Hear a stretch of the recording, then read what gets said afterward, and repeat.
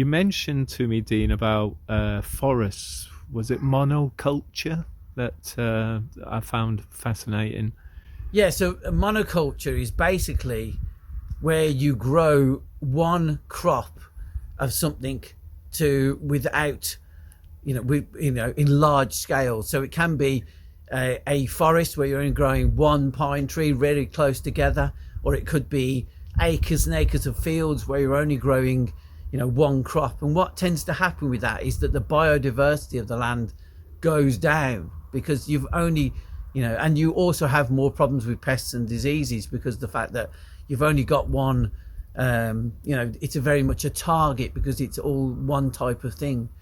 And so one of the things that when you grow your own fruit and vegetables, one of the things we encourage, and that it's good for the environment as well, is that we have lots of different fruits and vegetables in a garden, and that'll include the biodiversity of your garden, and also keep a check on the natural pests and diseases because because you're not growing hundreds of the same thing, you won't get an overflow of one particular pest.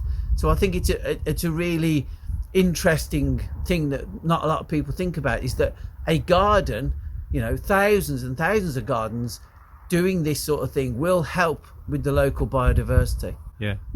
You mentioned that in, say, a forest that's growing telegraph poles, that they call it the dead zone, is it? That's right. When trees can be grown very close together, but it's not their natural way that they grow. They don't all grow straight up and very close together. So, the forest floor tends to be almost dead because there's no light reaching it.